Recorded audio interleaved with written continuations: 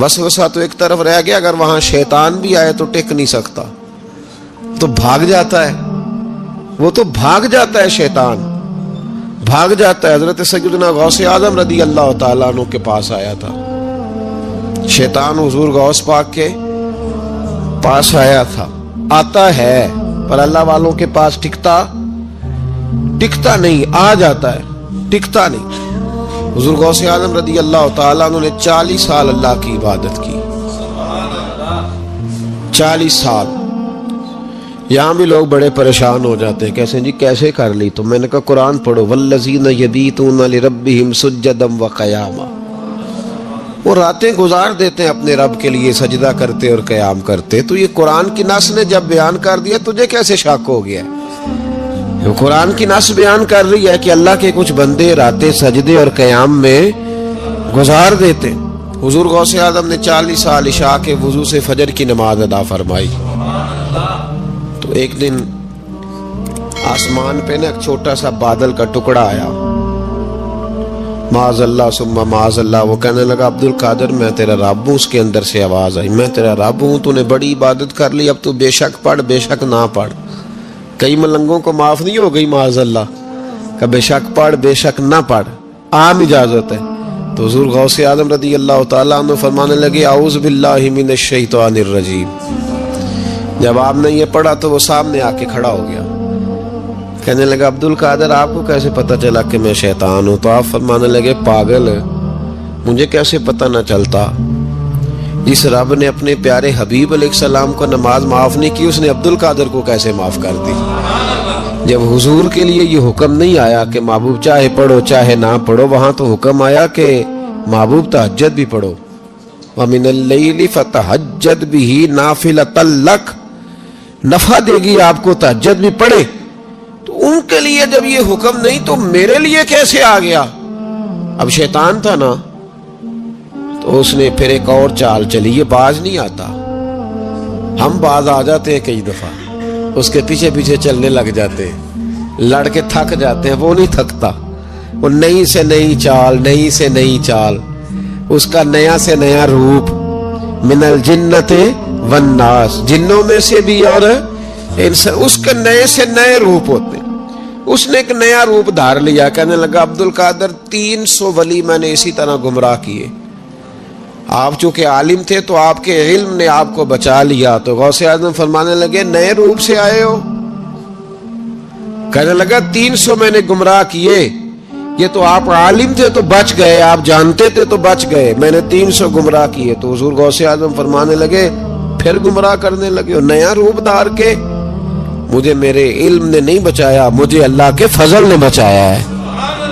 کئی عالم بھی تو گمراہ ہو جاتے ہیں نا، مجھے میرے علم نے نہیں بچایا، مجھے میرے اللہ کے فضل نے بچایا ہے۔ میرے بھائی، میرے عزیز طریقت کے مسافروں، یاد رکھو، سمجھ لو اس بات کو کہ وسوسہ آتا ہے۔ وسوسہ، دو قسم کے مہمان آتے ہیں، دو قسم کے مہمان۔ ایک مہمان وہ آتا ہے جو آتا ہے تو بندہ توجہ نہیں کرتا، وہ خود کہتا ہے اس نے نہیں میری طرف توجہ کی، وہ مہمان چلا جاتا ہے، پتہ نا آپ کو۔ اور جس کو بندہ اٹھ کے سینے سے لگائے اور اس کے ساتھ گفتگو شروع کر دے، وہ مہمان جاتا ہے تو بیٹھا رہتا ہے، وہ تو نہیں جاتا۔ تو وسوسہ آتا ہے، جو تو توجہ نہ کرے اس کا چلا جاتا ہے، اور جو سینے سے لگا لے، سوچنے لگ جائے، غور کرنے لگ جائے، اس کا وسوسہ بیٹھ جاتا ہے، اسی کے پاس رہتا ہے، دوستانہ کر لیتا ہے، کئی دفعہ تو بالکل مکان ہی ساتھ بنا لیتا ہے، ہر وقت کوئی نہ کوئی بات کان میں، ہر وقت کوئی نہ کوئی بات کان میں۔ کیوں وسوسہ آتا ہے؟ تجھے کیسے آ گیا؟ جس کا یقین کامل ہو اسے وسوسہ کیسے آئے؟ جس کی توجہ سیدھی ہو اسے وسوسہ نہ چھڑ یار دا بوہا، نہیں تے ہو جاویں گا روگی۔ جیڑی بکری اجڑوں وچھڑی او بگیاڑا جوگی۔ یہ تو بھئی تو اگر اندر رہتا، صحبت کے اندر رہتا، چھتری کے نیچے رہتا، تو پھر وسوسہ تجھے کیسے وسوسہ کس طرح تیرے پاس آیا؟ وسوسہ اس کے پاس آتا ہے جو وسوسے کی جانب توجہ کرتا ہے۔ بہت زیادہ لوگوں کو بدگمانی ہونے لگی ہے، بہت زیادہ وسوسے آنے لگے ہیں، بہت زیادہ خیال ہونے لگا ہے، بہت زیادہ توجہ ہونے لگی ہے، بڑی लोगों का मेयार इस तरफ जाए, हर चौथा आदमी आके कहता है बुरे ख्यालात आते। क्यों भाई बुरे ख्यालात आते हैं, कैसे आ गए? हमारा तो दिल ही एक है और दिल में यार भी एक है, दूसरे के लिए जगह ही कोई नहीं, तो वसवसा कैसे आएगा? हम तो उसके दीदार से ही आज तक फारिग नहीं हुए, तो गैर की तरफ देख कैसे लिया? ये कैसे हो गया? मुमकिन कैसे हुआ? अपने आप को समेटे, इन वसवसों से अपने आप को बचाएं, इन पर कतई तौर पर कोई तवज्जो न दे। और अगर कभी आ भी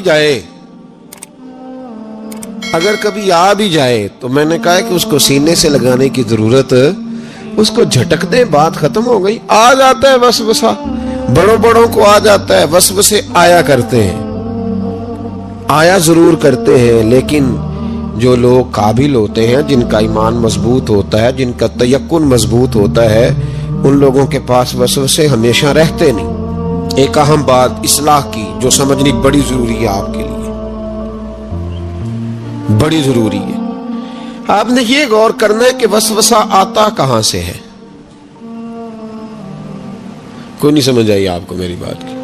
नहीं आई होती तो आप बड़ी दूर पहुंच चुके होते।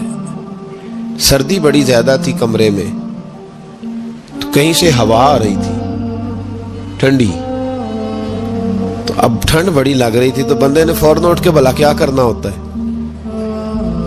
नहीं, वो पता नहीं कित्थों आ रही, बारी दी तो अभी गाली है ना जी। अगर तो खिड़की से आ रही है तो किसको बंद करेंगे, और अगर दरवाजे से आ रही है तो जी, और अगर छोटे बच्चे ने पंखा चला दिया तो जी, चल पंखा रहा है, बंदा सारा दिन दरवाजा बंद करता रहे। समझना है आपने बात को, आपने उस दरवाजे को बंद करना है जहां से वसवसा। हजरत खुबाब रज़ी अल्लाह ताला अन्हु कहते हैं, मैंने आस बिन वाइल के हम मजदूरी की और बड़ी मुशक्कत की, मैंने बड़ी शानदार करके मैंने काम किया दयानतदारी से। वो काफिर था, मैं मुसलमान था। आप फरमाते मेरे दिल में शौक था कि पैसे मिलेंगे तो ये मैं खर्च करूंगा, और फलां जगह मैंने पैसे लगाने।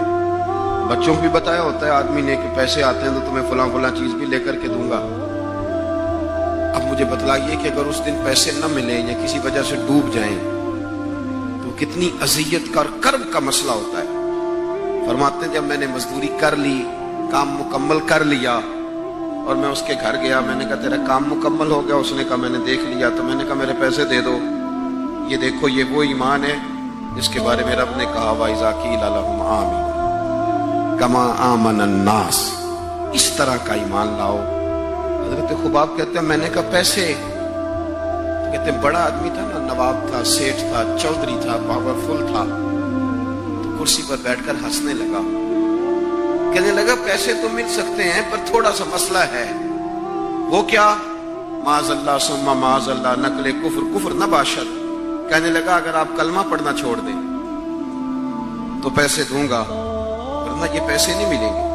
हम ये कह तो देते हैं कि सहाबा ने सब कुछ लुटाया, लेकिन जरा अपने पर और मेरे ऊपर इस बात को लागू कीजिएगा कि आपने मेहनत की हो, कमर दुखती हो, हाथों में छाले हो, और फिर वो रकम जिसकी बड़ी जरूरत हो वो रोक दी जाए। तो ये दावे करना, नारे लगाना काम तो आसान है, लेकिन उस जगह अपने आप को खड़ा करें। वो रकम तो तब मिलेगी, तुम तो कलमा पढ़ते हो, तुम्हें कैसे दे दें? यानी उनकी मजदूरियां दबा ली जाती, उनकी तनख्वाहें छुपा ली जाती। कहने लगा वो तब दूंगा। आप यकीन करें बड़े खूबसूरत जुमले हैं। हजरत खुबाब रज़ी अल्लाह ताला अन्हु फरमाने लगे, उसने बड़े एतमाद से बात की कि नहीं दूंगा। उसका ख्याल था कि ये लड़खड़ाएगा, ये पछताएगा। कहते मैंने भी रुमाल उठाया और कंधे पे रखा। मैंने उसे कहा यार तूने मेरे ईमान की बड़ी थोड़ी कीमत लगाई है, तेरा ये ख्याल है कि मैं इतने से पैसों पे लड़खड़ा जाऊंगा? हजरत खुबाब फरमाते मुझे अल्लाह की इज्जत की कसम, वो मेरे सारे पैसे दबा गया, ना मेरे दिल में जरा सी रंजिश आई, ना मेरे चेहरे पे जरा सा बाल आया, पेशानी पे बाल भी नहीं आया। और फरमाते हैं कि मुझे ना मजा आने लगा, मुझे लुत्फ आने लगा, मुझे जायका मिलने लगा। मैंने कहा ओहो, मैं तो बच्चों के लिए मजदूरी कर रहा था, मुझे क्या पता था कि मेरी ये मजदूरी भी मदीने वाले की गुलामी में लिखी जा रही है। तो बच्चों के लिए मजदूरी कर रहा था, मुझे क्या खबर हो कि वहां लिखी जा रही है। हजरत سعد بن ابی وقاص کہتے ہیں میرا اپنی اماں سے بڑا پیار تھا اور زمانہ جانتا تھا کہ بڑا پیار ہے. میں نے کلمہ پڑھ لیا, میری اماں نے بھوک ہڑتال کر دی. اس نے کہا کہ جب تک آپ کلمہ نہیں چھوڑیں گے معاذ اللہ میں روٹی نہیں کھاؤں گی. تھوڑی سی آبادی تھی, برادری میں رہتا تھا, بڑا سا گھر تھا, زمانہ جانتا تھا. فرماتے ہیں ہر چوک میں میری باتیں ہونے لگی. تیسرا دن ہو گیا, اماں نے روٹی نہیں کھائی. آپ اندازہ کر لیں کہ شام کو افطار کے وقت کیا حالت ہوتی ہے آدمی کی, کھانا نہ ملے تو. اور تیسرا دن ہو گیا اور بوڑھی اماں, ہر چوک میں بات ہو رہی. اور سعد کی اماں, اور میری ماں کو بھی پتا تھا کہ میں جہاں چاہوں گی مجھ سے محبت کرتے یا وہاں آئے گا. آپ فرماتے ہیں ہر چوک میں بات ہونے لگی, ہر جگہ لوگ ذکر کرنے لگے, باتیں چھڑ گئی, میری ہی باتیں, میرے ہی تذکرے, میرے بارے میں ہی لوگوں کا ذکر. فرماتے میں بڑا پریشان ہوا. میں گھر آیا, میرے بہن بھائی بھی مجھ سے کہیں اماں مر جائے گی, میرے والد بھی, میرے دیگر لوگ بھی, سب رشتہ دار میرے گرد. آپ, میں نے کہا کہ ہم باتیں کر دیتے ہیں, آپ سن لیتے ہیں. کبھی اپنے آپ کو اس جگہ کھڑا کریں کہ جب ہر آدمی اس سٹیج پہ پہنچ جائے کہ میں بھائی تو خرابی کر رہا ہے اور اتنے سارے لوگ جاننے والے گھیرا کریں گے تو آدمی کیسے بچائے گا اپنے آپ. حضرت سعد بن ابی وقاص کہتے ہیں کہ میرے گرد شدید گھیرا تنگ ہو گیا اور مکے کا دور ہے, حالات اتنے خطرناک ہیں کہ سنبھالے نہیں سنبھلتے. آپ فرماتے ہیں جب حد ہو گئی تو میں نے کہا اماں سنو پھر میری بات, میں تم سے بات کرنے لگا. کہتے ہیں میرے بہن بھائیوں کے بھی کان کھڑے ہو گئے. اماں بھی سہارا لے کے اٹھ کے بیٹھ گئی کہ لگتا ہے کہ برف پگھلنے لگی, لگتا ہے کہ کچھ نرم ہوا ہے. فرماتے ہیں میں سامنے کھڑا ہوا اور تھوڑے بہت لوگ جو وہاں موجود تھے وہ بھی قریب آ گئے. میں نے کہا اماں تیرا اور میرا پیار زمانہ جانتا ہے اور دنیا کو پتا ہے کہ میں وہ بیٹا ہوں کہ جس کی لوگ مثالیں دیتے ہیں. اماں ہر چوک میں تیری میری باتیں ہوئی, ان 3 دنوں میں تجھے اور مجھے ڈسکس کیا گیا. اماں تو بڑی کمزور ہو گئی, اٹھ کے تجھ سے کھڑا نہیں ہوا جا رہا. یہ ساری چیزیں میرے سامنے آئیں, بہنوں نے رو کے دکھایا, بھائیوں نے محبت یاد کرائی, ہر چیز میرے آڑے آئی. لیکن حضرت سعد بن ابی وقاص کہنے لگے اماں میں نے اپنے دل کا جائزہ لیا ہے, میرے ایمان نے ایک وقت بھی مجھے یہ مشورہ نہیں دیا کہ میں اماں کو منا لوں. فرمانے لگے اماں یہ زمانہ سارا موجود ہے اور لوگ کھڑے ہیں, تیری ایک جان ہے نا, ایک جان. اماں تیری ایک جان ہے, اگر تیری 1000 بھی ہوتی اور ایک ایک کر کے ساری جانیں تیری نکل جاتی تو پھر بھی میں اپنے مدینے والے محبوب کا کلمہ چھوڑنے کو تیار نہیں ہوں. اب تیری مرضی ہے تو روٹی کھا چاہے بھوک ہڑتال کر, تو اٹھ کے بیٹھ جائے لیٹی رہے. 1000 جان بھی ہو ایک ایک کر کے نکل جائے تو ایمان پر سودے بازی ہو سکتی. وَإِذَا قِيلَ لَهُمْ آمِنُوا كَمَا آمَنَ النَّاسُ, اس طرح ایمان لاؤ جس طرح یہ لوگ ایمان لائے ہیں.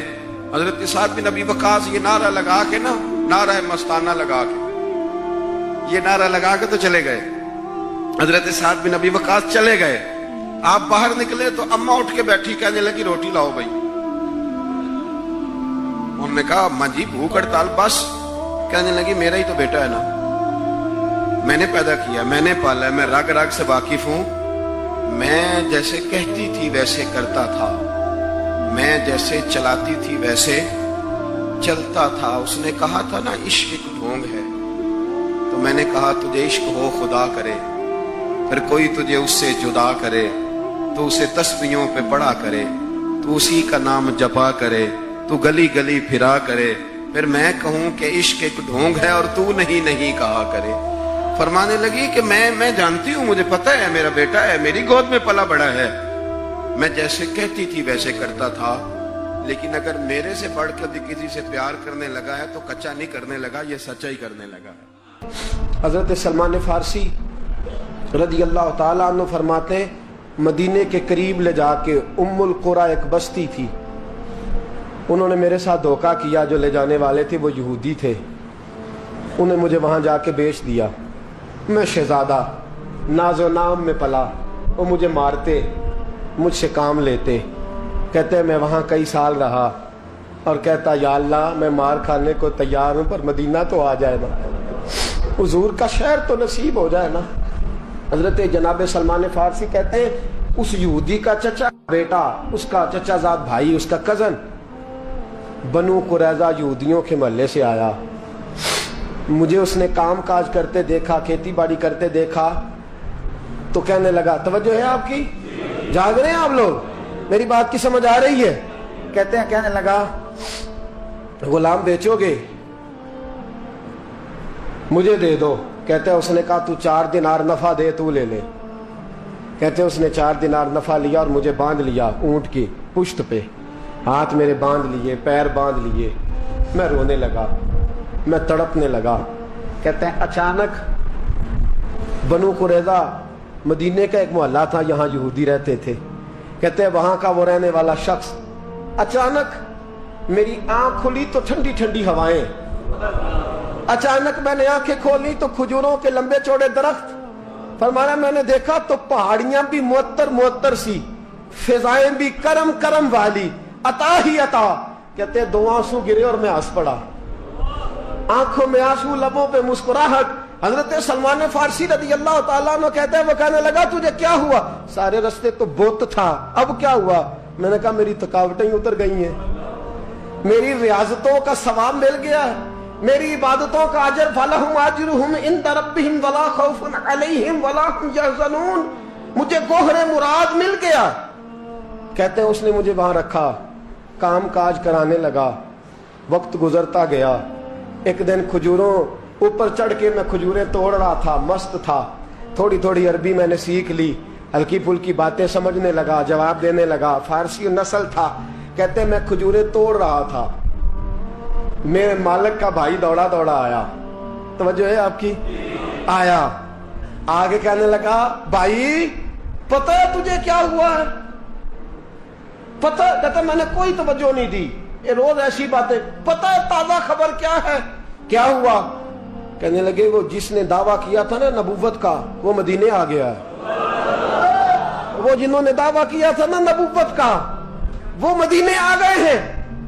حضرت سلمان فارسی کہتے ہیں جو کھجوریں میں توڑ رہا تھا وہ میرے ہاتھ سے گر گئی. یوں لگا کہ جیسے کسی نے آ کے کسی نے آ کے کہا ہو کہ چل تجھے حضور نے بلایا ہے. فرماتے میرے ہاتھ کانپنے لگے. وہ کہنے لگا کدھر ہے وہ؟ کہنے لگا وہ وادی قبا ہے نا، آج بھی جا کے کوئی دیکھے قبا کا ماحول، آج بھی جا کے کوئی دیکھے قبا کا ماحول. طلع البدر علینا کی صدا آتی ہے، طلع البدر علینا کی صدا، کہ ہم ہیں بچیاں نجار کے، وہ ننھی بچیاں جو بیٹھ کر وہاں دف بجاتی تھی، رسول پاک کی جانب اشارے کر کے گاتی تھی کہ ہم ہیں بچیاں نجار کے عالی گھرانے کی، خوشی ہے آمنہ کے لال کے تشریف لانے کی. ہم ہیں بچیاں نجار کے عالی گھرانے کی، خوشی ہے آمنہ کے لال کے تشریف لانے کی. حضرت سلمان فارسی کہتے ہیں کبابٹ، کہتے ہیں میں جھٹ سے چھلانگ لگا کے اترا. پہلے میں آیا کرتا تھا پکڑ پکڑ کے، چھلانگ لگائی زمین پہ اور میں نے اپنے مالک سے کہا یہ کیا کہہ رہا ہے؟ کہتے ہیں اس نے تھپڑ مارا، چل اپنا کام کر. کہتے پہلے وہ مارتا تھا تو دکھ ہوتا تھا، آج پتہ ہی نہیں چلا، آج پتہ ہی نہیں چلا. ہمارے جہاز میں ایک بابا جی بیٹھے تھے، جہاز میں بزرگ بیٹھے تھے. ان سے کسی نے کہا تھک تو نہیں گئے؟ کہنے لگے میری 11ویں حاضری ہے، تھک بڑا گیا ہوں پر جب گنبد پہ نظر پڑتی ہے تھکاوٹیں اتر جاتی ہیں، کوئی تھکاوٹ نہیں رہتی. حضرت سلمان فارسی کہتے ہیں اس نے مارا، کوئی پتہ نہیں چلا. میں انتظار کرنے لگا کہ ذرا دن جلدی نہیں ڈال جاتا، شام جلدی ہو. کہتے شام ہوئی، چھٹی ملی، کھجوریں پلو میں باندھ لی اور قبا کی جانب خرامہ خرامہ جھکی ہوئی نظریں، کانپتے ہوئے میرے لب. اور میں جب پہنچا کہتے ہیں کھجور کے درخت کے نیچے حضور بیٹھے ہیں، بائیں جانب چراغ جل رہا ہے اور دائیں جانب سیدنا صدیق اکبر بیٹھے ہیں. فرماتے میں پہنچا، پہلی نظر حضور کے چہرے پہ، جھکی ہوئی نظریں، نور سے زیادہ روشنی یہاں سے چھین رہی ہے. فرماتے لگتا ہے چاند بھی شرما کے پیچھے ہٹ رہا ہے. سادہ سا لباس، خوشبوؤں نے آگے بڑھ کے استقبال کیا. فرماتے ہیں یوں نظر پڑی تو یوں لگا جیسے یہ تو مجھے صدیوں سے جانتے ہیں، صدیوں سے کن فیکون اجے کل دی گل لے اساں پہلوں پریت رلائی. فرمایا لگا یہ پہلے سے جانتے. فرماتے حضور نے مسکرا کے فرمایا آئیے آئیے، اتنے جملے. فرماتے میں بیٹھ گیا، کھجوریں نکال کے دیں اور میں نے کہا حضور صدقے کی ہیں. فرماتے ہیں چونکہ نشانیاں بتائی تھی نا، دو نشانیاں یہ تھی کہ صدقہ نہیں کھائیں گے، دوسری نشانی تحفہ لے لیں گے، تیسری نشانی کے کمر کے پیچھے مہر نبوت ہوگی. حضرت سلمان فارسی رضی اللہ تعالیٰ عنہ فرماتے ہیں نبی کریم صلی اللہ علیہ وسلم کے سامنے آیا، کھجوریں پیش کی، کہا حضور صدقے کی ہیں. حضور نے میری طرف دیکھا تو مسکرائے اور بڑا کھول کے مسکرائے. فرمایا ابو بکر لوگوں میں بانٹ دو. فرماتے ہیں چہرہ میری طرف ہے، باتیں ابو بکر سے ہو رہی ہیں. سمجھایا تو مجھے جا رہا ہے نا. کہا ابو بکر لوگوں میں تمہیں پتا بھی ہے میں صدقہ نہیں لیتا. کہتے ہیں ایک نشانی پوری ہو گئی، دودھ کا پیالہ آیا، ایک گھونٹ مصطفیٰ نے لگایا، باقی سارا ہی مجھے عطا فرما دیا. فرماتے ہیں موجیں لگ گئی، میری موجیں لگ گئی. ساری رات تو نیند نہیں آئی لذت میں، اور اگلا سارا دن نیند نہیں آئی شام کے انتظار میں. کہتے ہیں پھر شام ہوئی، پھر پلو میں کھجوریں باندھی، پھر خرامہ خرامہ چل پڑا. فرماتے ہیں سارے مل مل کے جا چکے ہیں، پتہ نہیں حضور کس کا انتظار کر رہے ہیں. سارے جا چکے، شام ہو گئی. میں پہنچا، بیٹھا سامنے، میرے مصطفیٰ نے دیکھا، فرمایا آئیے. میں نے کھجوریں کھولی، نکالی، میں نے کہا حضور تحفہ ہے. فرماتے ہیں حضور کھول کے مسکرائے، گویا حضور میری سوال کا جواب دے رہے ہوں کہ مجھے پتا ہے تو کیا کر رہا ہے. کھول کے مسکرائے، کھجور نکالی، کھائی، دوسری بھی کھائی، تیسری بھی کھائی. فرماتے ہیں مجھے یاد نہیں 10 کھائی کہ 11 کھائی. میرا لایا تحفہ حضور نے استعمال فرمایا. فرماتے ہیں میرا جی نہ کرے آنے کو، دل نہ کرے، لیکن مجبوری تھی، غلام تھا. لوٹ آیا واپس. اگلے دن حضور آ گئے جہاں آج مسجد نبوی ہے، جہاں آج مسجد نبوی ہے، جنت البقیع جہاں قبرستان ہے، وہاں حضور بیٹھے. فرماتے ہیں میں شام کو چلا تو دل میں خیال آیا مہر نبوت کیسے دیکھوں گا. 2 نشانیاں تو پوری ہو گئی، تیسری کیا ہے؟ سارے بولے.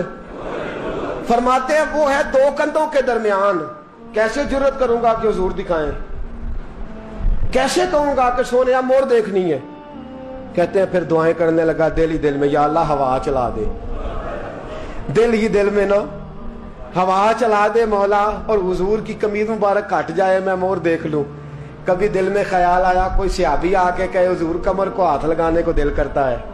کبھی خیال آیا کہ حضور خارش کرنے کے لیے ہی ذرا دستے مبارک پیچھے کریں، کوئی تو بات بنے. فرماتے ہیں سارے رستے میں منصوبہ بندی کرتے آیا، لیکن کیا خبر تھی مجھے کہ ساری باتیں تو مصطفیٰ کے پاس پہلے سے موجود ہوتی ہیں. فرماتے ہیں میں گیا، توجہ ہے ساتھیوں، کہتے میں گیا حضور کے سامنے بیٹھنے لگا. حضور نے فرمایا سلمان پیچھے آ، یہ تیری جگہ نہیں، تو پیچھے آ. فرماتے میں وہاں سے اٹھا پیچھے گیا.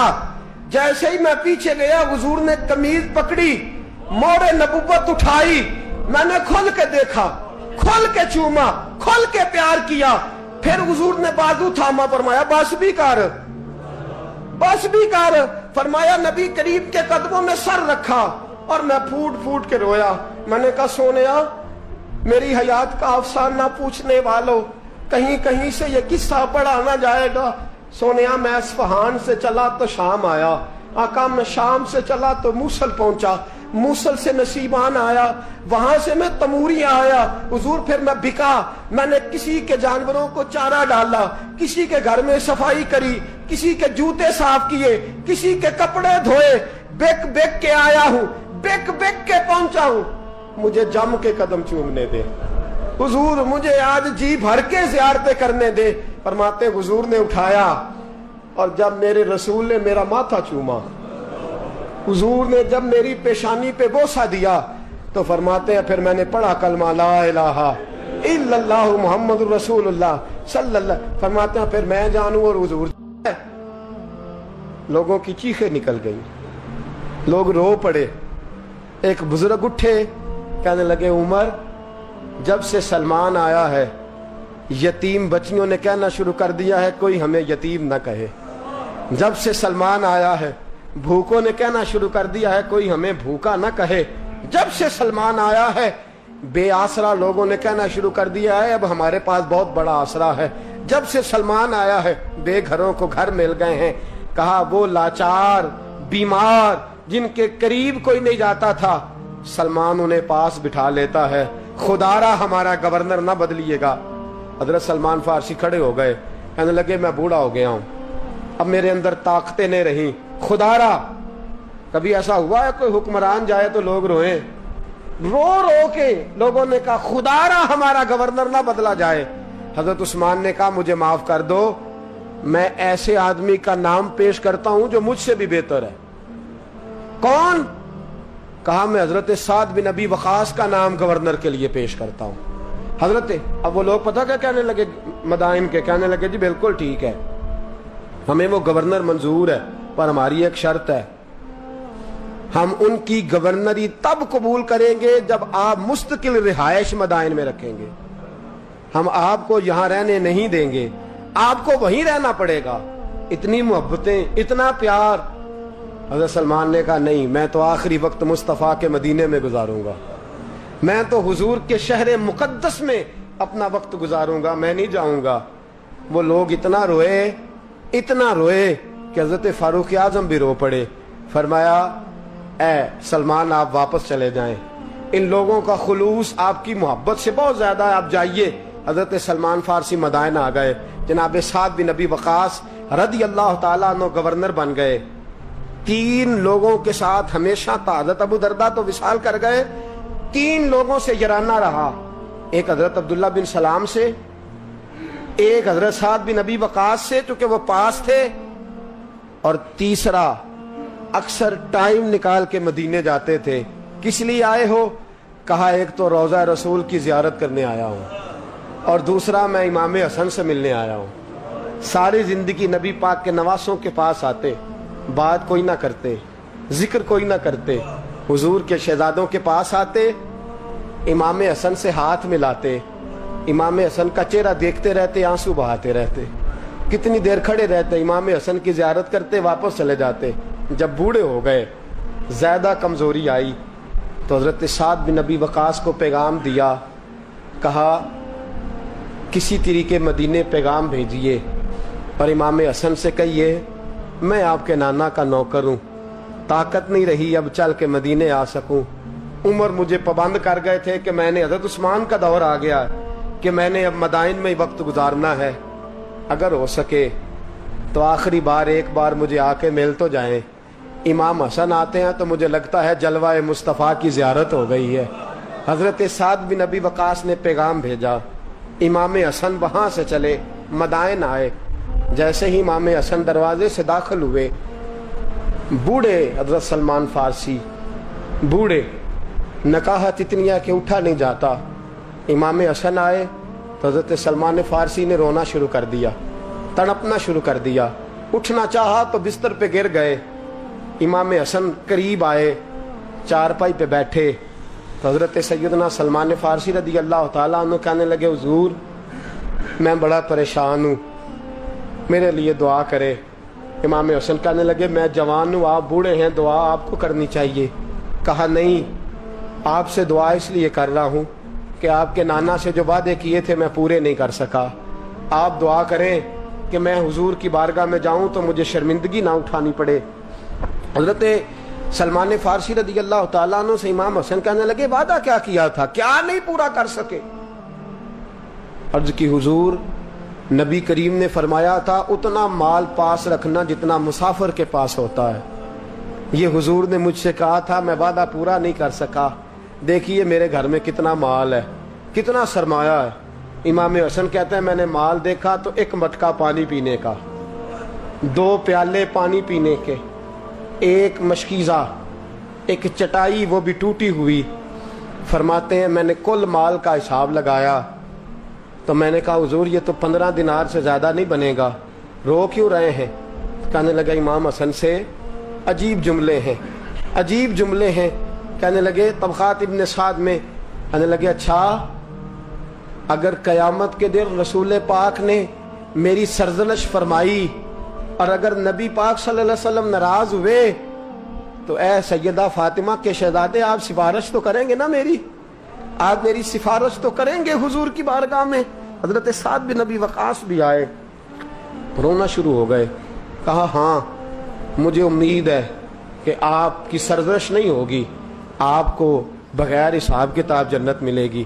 حضرت سلمان فارسی رضی اللہ تعالیٰ عنہ نے وصیت فرمائی، توجہ ہے آپ کی؟ لوگ کہتے ہیں تم نے آج یہ عشق کے ترانے ڈھونڈ لیے ہیں، پتہ نہیں کہاں سے لے آئے ہو۔